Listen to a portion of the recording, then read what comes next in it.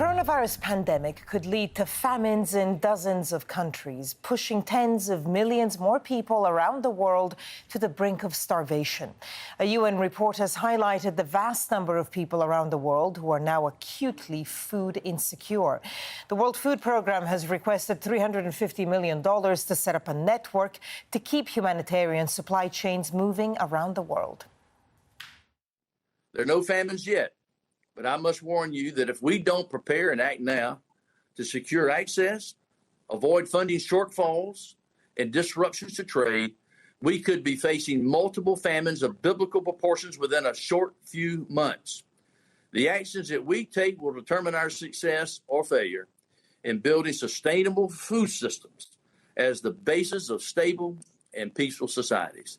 The truth is, we do not have time on our side, so let's act wisely and let's act fast.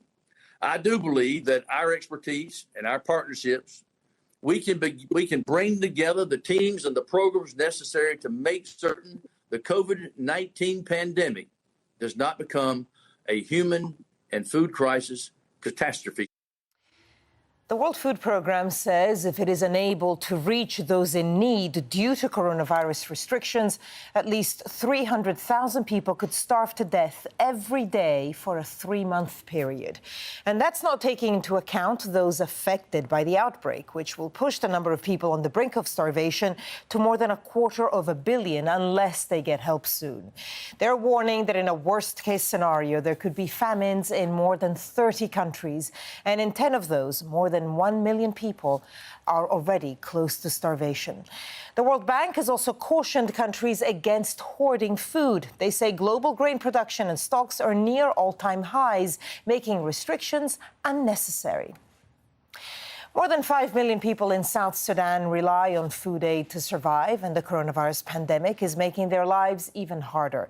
The outbreak is slowing down humanitarian operations that deliver essential food supplies. Hiba Morgan reports from Juba. Even prior to the first coronavirus case in South Sudan, many face starvation. That's the result of 5 years of fighting between forces loyal to rival political leaders. The conflict ended in February with a new transitional government sworn in.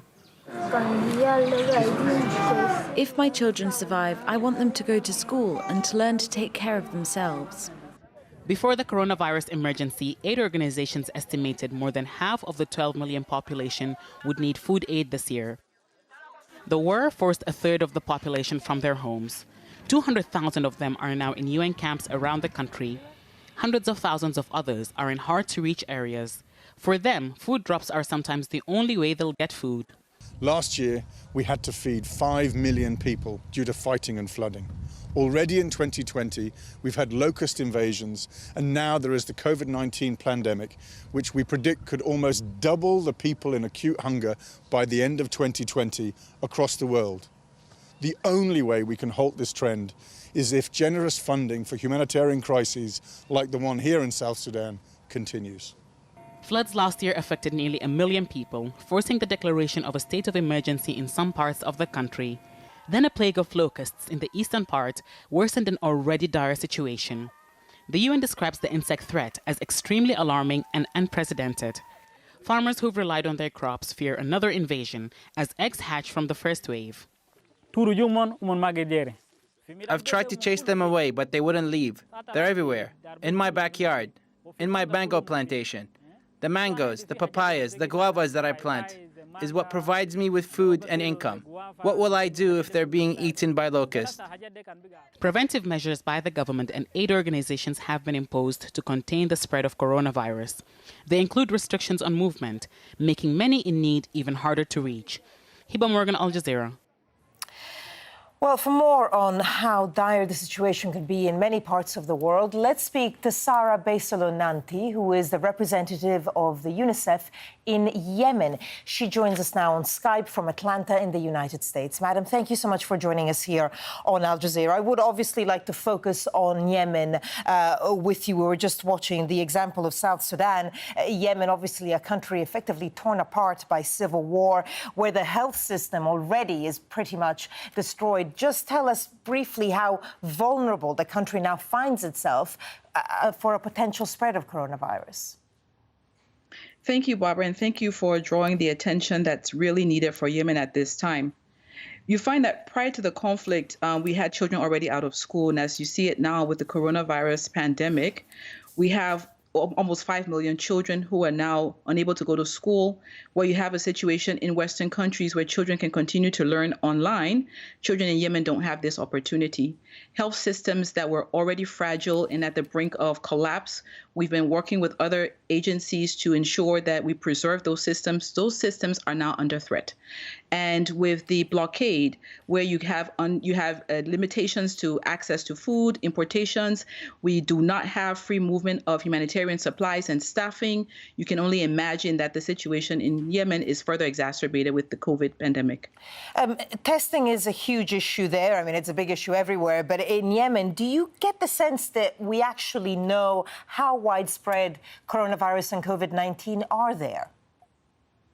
Well, what I can tell you is that the authorities in the north and in the south have developed master plans. And as you know, there's been one confirmed case of coronavirus in Hadramaut in the south. But with both sides authorities are developing their plans, they've requested the United Nations for support. And for UNICEF specifically, we're supporting already with risk-informed communications. We're supporting with the health infrastructure that we have supported prior to COVID, ensuring that they're strengthened, and working with WHO and others who are in the lead on that, making sure that we look at how we can continue to maintain our humanitarian response, which existed prior to COVID and which is required during COVID. For example, water infrastructure, for example, communications at the community level, but especially interventions such as social safety nets. We have emergency cash transfer that reaches almost 9 million Yemenis. And at this time, between March 10th and April 9th, a critical moment in this COVID pandemic, we've been able to reach those same people who were already vulnerable prior to the conflict and remain further exposed and most vulnerable now during COVID. The UN obviously faces many logistical difficulties in getting help to Yemen. Many of those are of a military and political nature. I'm not going to ask you details about those, but I am going to ask you about funding, because already, even before the COVID crisis, there was a funding crisis when it came to the UN in Yemen. Of course, now countries everywhere we're seeing could be facing a recession. How difficult is the financial situation from your point of view? And what do you think you can do as UNICEF representing the representative in Yemen to try to heighten to raise attention to what potentially could happen to that country? Well, I think a couple of things. The international community, as you rightly said, had raised concerns around the need for funding, increased funding in Yemen. At the same time, there had been issues raised around the need for ensuring a risk-informed operation. And all of those were underway when COVID hit us. I can tell you that donors, the UN, international NGOs, all concerned, making up the international community, and media like yourselves, all are galvanizing all efforts to ensure that we get resources into Yemen. And this is an effort that's ongoing right now. In addition to resources, we can have all of the funds that are required right now, but there are many things that will facilitate ensuring that people are reached and people's lives are saved from coronavirus. We need to have unfettered access to airports and seaports right now for humanitarian supply, for the supply chain and logistics to be ensured. Right now, we only have the Oman route through Salalah. We need to have airports and seaports open for humanitarian access, for staffing and for supplies.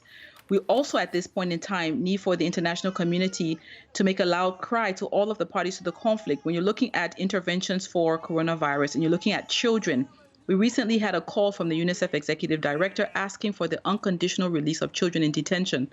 When you see the response to people in detention right now around the world, there are furloughs, there are early releases, different mitigation measures. We need all children who are already vulnerable, who are suffering physical, mental, and emotional distress to be released from prison at this particular time. A lot of issues and difficulties facing that country. Sara Beysolow Nyanti, UNICEF representative in Yemen, we will follow the situation closely and hope to speak to you again as it develops. For the moment, thank you. Thank you very much for having me.